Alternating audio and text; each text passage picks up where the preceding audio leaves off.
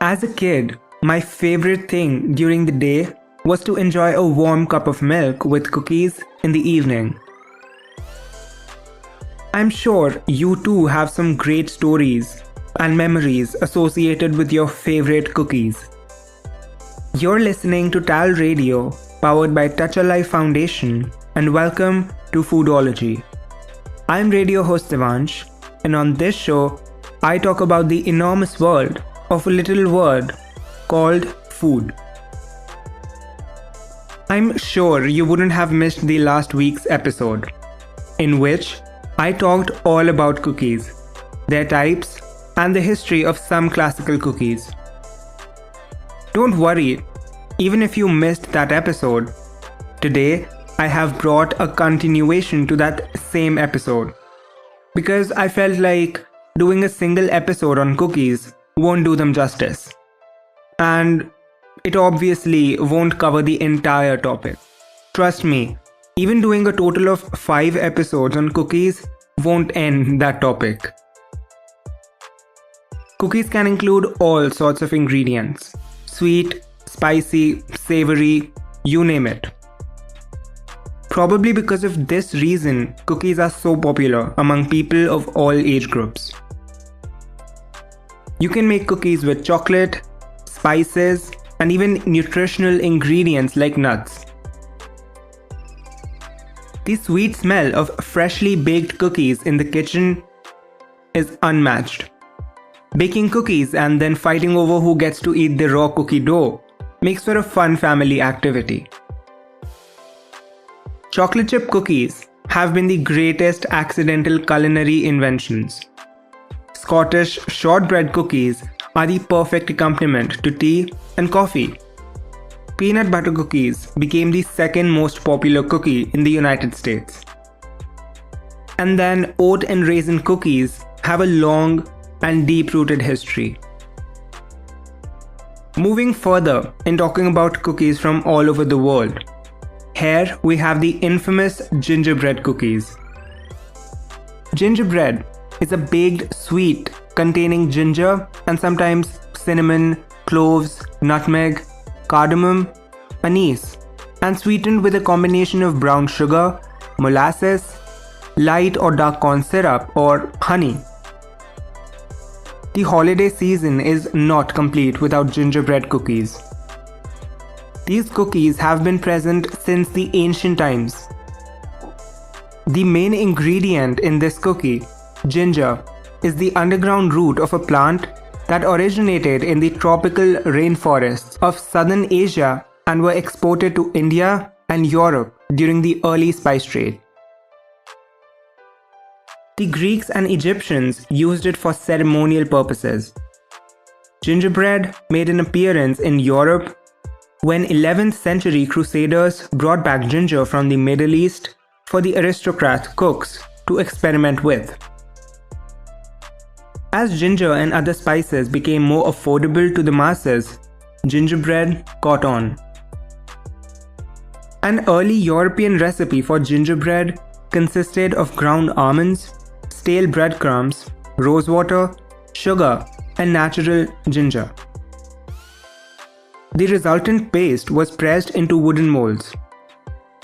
These carved works of art served as a sort of storyboard that told the news of the day, bearing the likeness of new kings, emperors, queens, and religious symbols. The finished cookie might be decorated with edible gold paint for the people who could afford it, or just flat white icing to bring out the details. In the 16th century, the English replaced the breadcrumbs with flour and added eggs and sweeteners, resulting in a lighter product. The first gingerbread man is credited to Queen Elizabeth I, who knocked the socks off visiting dignitaries by presenting them with one baked in their own likeness. Gingerbread tied with a ribbon was popular at fairs and when exchanged became a token of love. Gingerbread houses are extremely popular. They may have been inspired in the early 1800s by the brothers Grimm, who wrote about a witch's cottage made of candy and cookies in Hansel and Gretel. The waves of immigrants brought gingerbread to America, and houses became popular, especially during the Christmas season. The next cookies on our list are the infamous macaroons. Macaroons are all over Pinterest. We all know them and have eaten them at some point in our lives and loved them. But do you know the history and early humble beginnings of the world-famous French macaroons? Macarons are certainly one of the most treasured desserts in France. Macarons are elegant little sandwiches that are made with meringue, almond flour, and a buttercream filling. The first known appearance of a macaron in Europe was during the Middle Ages. At that time, it was a small sweet made of almonds, egg whites, and sugar, and was crunchy on the outside and soft on the inside. But these macaroons, which were present in those times, did not have a filling. Even though the French are often credited for the macaroon, Catherine de' Medici likely brought macarone to France in the 1500s from Italy, where it had been produced by Venetian monasteries since the 8th century. Back then, they were rather humbly called priests' belly buttons due to the shape of the pastry. Nevertheless, France is where the confection became popular. The first written macaroon recipe appeared in France in the 17th century, with a number of versions emerging since. In 1792, two Carmelite nuns who were actually seeking asylum during the French Revolution in the town of Nancy, in northeastern France, baked and sold macaroons as a way to support themselves. In a sense, they were instrumental in making macarons famous. They became known in the region as the Macaron Sisters. But their macarons were a bit different from the ones we enjoy today. And just like I said, they did not have any filling. The macarons were a big hit, and the two nuns from the town of Nancy became famous for bringing this delicious pastry into spotlight. Even today, the town of Nancy is known for their macarons and actually have a macaron museum dedicated to those two nuns. Over time, different regions in France adopted their recipe, and macarons started gaining popularity through France. Today, there are two main methods for making a macaron: the French method and the Italian method. The difference between the two is the way meringue is made. In the French method, egg whites are whisked until stiff peaked meringues are formed. From there, sifted ground almond and powdered sugar are folded in slowly until the desired consistency is reached. This process of knocking out air and folding is called macronage. The Italian method, on the other hand, involves whisking the egg whites with a hot sugar syrup to form a meringue. Sifted almonds and icing sugar are mixed along. The meringue and almond paste are mixed together to form a macaron mixture. Now, the Italian method of making macarons are deemed more structurally sound, yet they are also sweeter and requires a candy thermometer for the sugar syrup. Today, several European countries like Portugal, France, and Belgium sell macarons in gas stations and chain restaurants like McDonald's. Wow! Amaretti. Amaretti is a tasty almond-flavored biscotti that can be a bit strong, as it typically uses apricot kernels and bitter almonds. This Italian word, amaro, means bitter, and as these little biscuits are flavored with bitter almonds, they were called amaretti. The literal translation means the little bitter ones. Made from either ground almonds or almond paste, along with sugar and egg whites. They can take on slight variations in form and flavor. They are often flavored with chocolate or liqueurs. Traditionally served with dessert wines, liquor, or coffee, but they are also a delicious addition in many desserts. Early records indicate that they originated in Venice during the late Renaissance period. And they was the first creation of the Francesco Moriondo, a pastry chef at the court of Savoy. Over time, they have become quite ubiquitous in Italy, and each region has its own version of the recipe, using different proportions of the basic ingredients, or different stiffness of egg whites, different temperatures, different times of baking, or using additional ingredients like egg yolks, flour, or leavening agents. Amaretti is truly deep-rooted in the hearts of all Italians. Next up are whoopie pies. Despite their name, whoopie pie is actually an enlarged cookie sandwich consisting of two soft chocolate cake-like cookies with a sweet and fluffy white filling sandwiched in between them. It is believed that a whoopie pie has a Pennsylvania Amish origin, although today it is extremely popular through New England, especially in Maine. These cake-like whoopie pies were considered a special treat because they were originally made from leftover batter.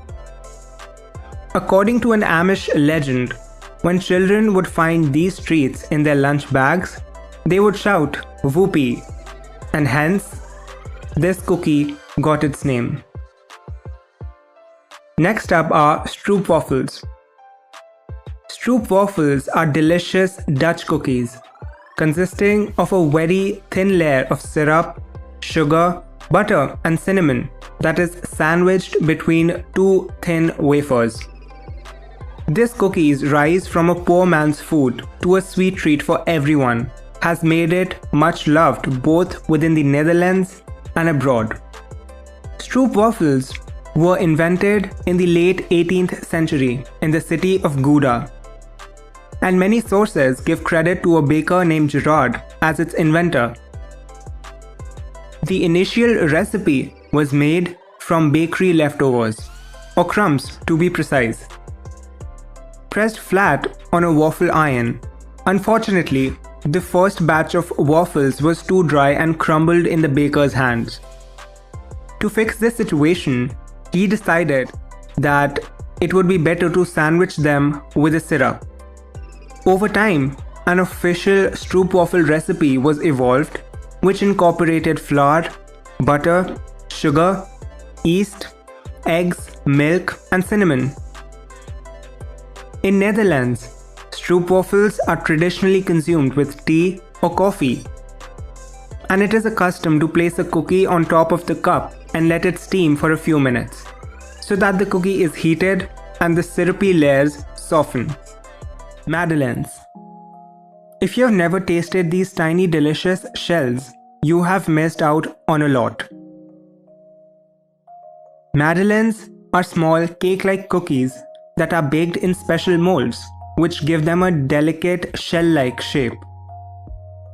There are several legends that exist in regarding the creation of these madeleines. These legends are often centered around a lady named Madeleine. Some people believe that the cook or baker woman named Madeleine Pommier worked for the Duke of Lorraine during the 18th century in France. Legend says that the Duke's wife, Maria, loved the little cakes so much that she began serving them to the court in Versailles. Since the royal family of France loved these cookies so much, it is no wonder that the love for madeleines spread throughout the region. The first recipe for these cake-like cookies in France with the name Madeleine appeared during the middle of the 18th century. To be precise, it was 1758. Today, madeleines are not only a staple within the French diet, but thanks to commercialization and the home baker, madeleines are now a part of a global diet. Madeleines can be found at French cafes, Starbucks, and even wholesale outlets. Speculoos. Speculoos is a kind of Dutch biscuit that is also popular in the complete collection of biscuit type.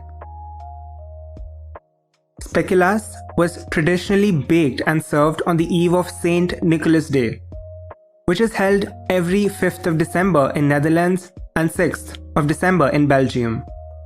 And it is served during the Christmas time in Germany. As I told you, speculoos have originated in Belgium and the Netherlands. Hasselt is a popular Belgian town, which actually became popular because of its speculoos. These cookies are very Dutch because of their images used for decoration. In the United States, speculoos are popular for its windmill design, which is why the name Dutch windmill cookies is quite popular as well. Both Belgian and Dutch versions are prepared with beet or light brown sugar and a raising agent, usually baking powder. This is a crunchy, flat cookie or biscuit popular in Belgium, France, and the Netherlands. Its shape is usually rectangular with a decorative image printed on the cookie's face, although modern versions of these cookies can be varied in shapes. These cookies can be eaten warm or cold and are a good accompaniment to beverages such as tea, coffee, or hot chocolate. The most common spices being used for speculoos include nutmeg, ginger, white pepper, cinnamon, and cardamom. There is no standard amount of spices to be used. Sometimes the choice is based on the individual's taste preference. Graham crackers. Graham crackers today are known as a crunchy, sweet, and a necessity to support a roasted s'more. However, the original recipe of a cracker was surprisingly designed to be a health food. How? Well, originally there was a diet developed by Reverend Sylvester Graham of Connecticut. The Graham cracker was consumed as a part of an extremely restrictive, bland diet. Graham's belief included that sugary, spicy, or flavorful foods lead to an increased appetite for evil human desires. Therefore, he encouraged the consumption of bland and tasteless food among his followers. Now, Graham's followers, known as Grahamites, had a diet that only included breads and crackers made from Graham flour. This was a flavorless but a high-protein meal, which could be ground down and used for baking. John Harvey Kellogg came across Graham's theories about bland food and was extremely meditated. These ideas encouraged Kellogg to develop what we all know, cornflakes.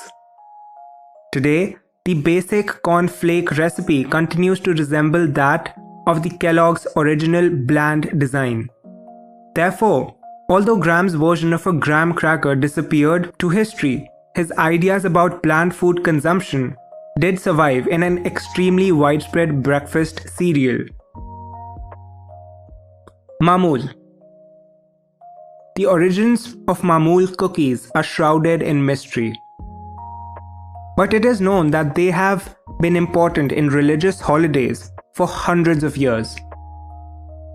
You'll find the cookie in Levantine region in particular, an ancient region in itself. The Levantine takes in much of the Middle East and has a cultural hub for Islam for centuries. However, these cookies also have significance for Christians in their religion as well.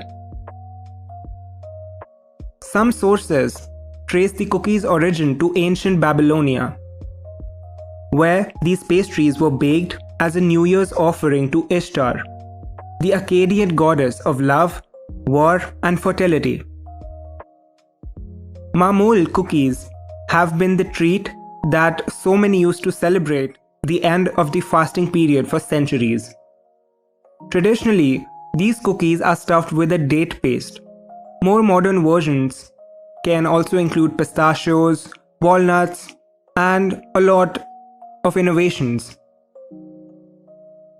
This cookie itself is similar to a shortbread biscuit, comprising of a buttery taste and coated in powdered sugar. They are a lovely bit of sweetness to introduce to the palate after so long spent abstaining from all types of foods that you can enjoy. Last, but definitely not the least, we have Alfajor. You may know the Alfajor as a delicious sandwich cookie popular in South America. Yet, you may be surprised to find out that it did not originate there. As far back as the 8th century, an early form of Alfajor existed in the Middle East. It was referred to as alahu, which is the Arabic word meaning stuffed or filled. It is believed that this cookie consisted of dry fruit preserves and were rolled in a dough before getting rolled in sugar or nuts.